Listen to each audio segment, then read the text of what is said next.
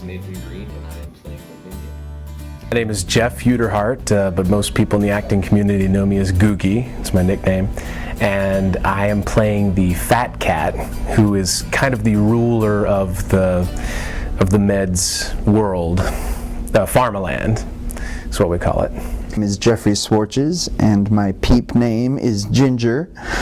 And my role in the show is the janitor, also kind of known as the everyman sort of character in the show. My name is Brian Crawford, and I'm a core company member with Out of Hand Theater. Show I'm playing the male drug rep who is basically a born salesman. We did several workshops and came together in the workshops and did a lot of writing, and art education plays into it a lot, and I think we really wanted to see, when we were doing the ensemble writing process of this show, you know, we would all go off and write stories and stuff, and I often would just get out the pencil, and instead of writing stuff down, I would draw little cartoons and pictures and stuff. And then when people had to see what we wrote, I'd be like, well, I wrote this little cartoon, look at this, and I'd kind of do the voices and everything. And it was kind of a weird, like, half-done animation sort of feel. It was almost like you were watching an animated cartoon, but you're just drawing little pictures and talking about it. And so we found that really exciting, I think. This is the first show that I've worked on with Out of Hand that we are solely writing by ourselves. However, that has happened in other projects. Help was an example of that. I just didn't have a chance to work on that. How did Fat Cat come about? That's a good question. We needed someone who was sort of represented the leader of a pharmaceutical company, or the president, the head honcho of a pharmaceutical company, which through our research we learned, well, I think a lot of people know this fact, that the pharmaceutical business is the biggest business on the planet.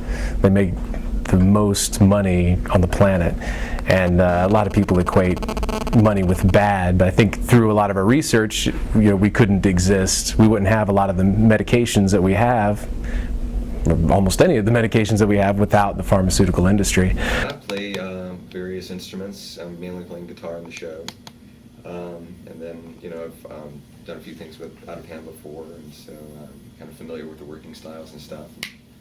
Trend in pharmaceutical sales right now of recruiting college cheerleaders to be pharmaceutical sales reps after they graduate. So I'm inspired by that. I'm a sell, roo-rah, hey, take drugs kind of guy. The impetus for that role came from a Times article. However, when they were going through casting and whatnot, I think that Ariel and I came to mind for those roles just because we are such high energy physical people, so that was a selection on that choice. But then once, that was just the rough outline.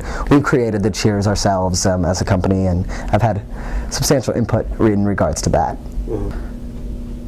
We're really looking at this idea of the menace in this show, and which represents, you know, disease and the fight against death, basically, that all of us have. And right now, as we're rewriting things, we're really focusing on how the menace affects the janitor and how he gets sicker and sicker through the play. And so I think that's our biggest challenge right now. Big business, I think it's about him being, he's in charge, he's the big guy, he makes the big decisions and probably makes the most money, and we've been representing that through his kind of leaning towards the animal angle too, which we touched on an animal thing and then we kind of backed off a little bit. But Fat Cat, as of now, is dressed in a long purple and pink fur coat, bare-chested. That's going to be interesting, and leopard pants. So he kind of leans toward the animal angle a little bit there,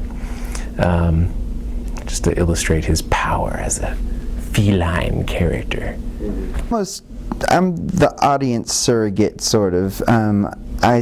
am hanging out in the waiting room where the rest of the audience is hanging out. I'm kind of just doing my thing, and I kind of haplessly get dragged along into this magical land with the audience. So I'm supposed to pretty much be on par with the audience and go through the same journey that they go through. We were saying that if the audience is Dorothy going through Oz, then I am Toto, the hapless sidekick getting dragged along and experiencing everything as well.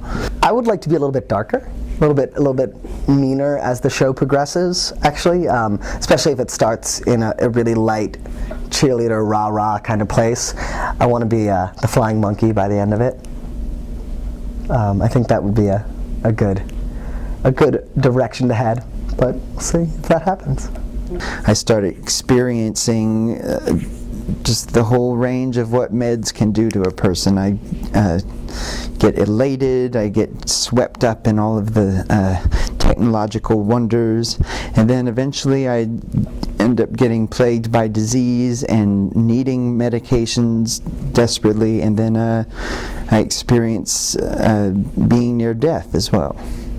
A workshop performance a while back, which was very successful. Out of Hand hasn't really opened up the process to the outside, and so we thought it would be cool to do a workshop performance to let people know this is what we're working on, this is where we are, and get some feedback. And we had the best talk back ever with a sold-out crowd, an oversold crowd. I say sold, we didn't charge for tickets, we accepted donations, but we had this huge crowd. We expected maybe, what was it, 75 people maybe.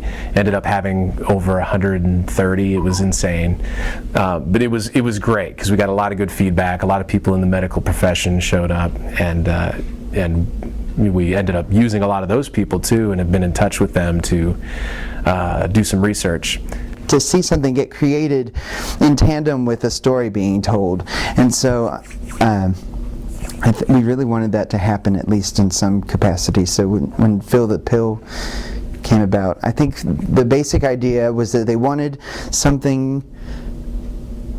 portion of the show done in a children's story style, and so we started doing the little cartoony things, and we played around with different ways to present the story outside of just illustration. We thought about doing it on a overhead projection board, which is pretty cool. You can use little dry erase markers with that too and project it with light. We were thinking of doing shadow puppets or even full puppets. Now we're seeing how part of the choreography is in the erasing too, and I'm finding ways to tell the story with the erasing part too. Like I've got the scientist drawn, and then he goes off to school and says goodbye, and then while they're saying goodbye, Phil, then you erase there. And so, it's cool that all of that tells a story, and so we're having fun choreographing all of that. I think we're getting there. It's still getting there. But he says in the speech, we are the biggest business on the planet, but that doesn't mean we don't care.